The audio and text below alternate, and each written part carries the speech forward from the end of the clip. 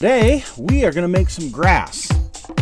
No, I'm not in Colorado, so it's not going to be that kind of grass. It's our techniques that are so simple and sensible, your mowers have practically built themselves.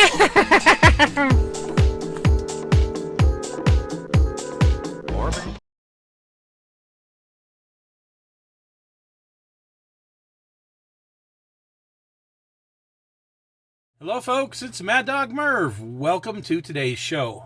Today we are going to build from from this commemorative tin. We are going to build the Dragula. I thought that would be very appropriate for this time of year, with tomorrow being Halloween. So it's a pretty quick and simple build. We'll go into a couple of the little things I do on it. So stick with Mad Dog Merv as we look at the build of the Dragula in 1/25th scale. This is actually one of the simplest builds I think I've ever done, and it's not really too bad for what it is. So here is step one: assembling the engine, getting the frame, some parts on the frame like the seat. So mainly what I had to do here is decide on colors. I'm doing the interior purple, so painting the seat a nice purple color, painting the frame black, getting a few of the chrome parts on and just doing a little detail work on those, and then putting the engine together. And it's actually a pretty decent rendition of a small block Ford, and you're not going to see hardly any of it in the build anyway, as it turns out. So this all turned out fine, and it went pretty quick and smooth. We'll show you the results here in just a minute. So this is the very first page, and then we flip it over. Excuse me. And here we are, final assembly. A couple of decals to put on, the tombstone on the front for one of them. But this has got your different lights, the steering mechanism, putting the two-piece tires together, which I gotta tell you, I'm not a fan of those old hard plastic two-piece tires. They actually don't look too terribly bad, but the rim just doesn't fit in there the way that it should, and it really looks hokey as far as I'm concerned. And then getting the exhaust on, we'll talk a little bit about that in a few minutes. What a real pain in the neck that was. But anyway, you can see pretty quick and easy. There's a third step here. If you want to build this surfboard thing that goes on top, I had no desire to do that, so I've got the parts laying around, but I did not do that part. So basically just 2 steps on getting this thing together. So as I'm looking at some of the chrome parts, I decided not to strip the entire tree. No real need to. But these lamps, these front lamps for the headlights, have a big gnarly joint right down the center of the sides. So I took my hobby knife and I scraped that. You can see here, but I wound up scraping it completely off the side, so it was nice and smooth, and then sanding it with some 320. Here is how the frame turned out. The differential went in nice, the solid axle.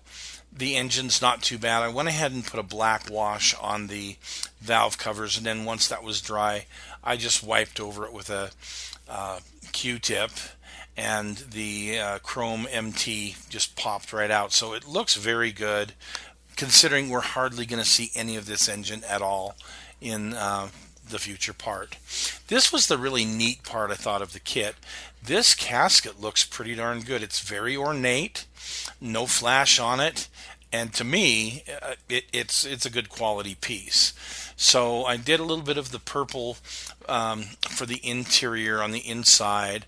Went ahead and just painted it with Tamiya gold leaf and left it, and then I did a black wash on some of the trim on the outside, and then wiped that down once it was dry. And here you go. Like I said, a super quick assembly.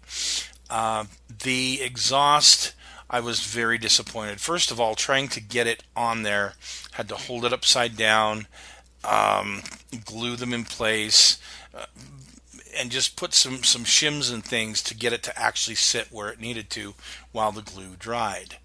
But I couldn't drill out those big long exhaust pipes. There was no way with a pin vise for me to be able to do that.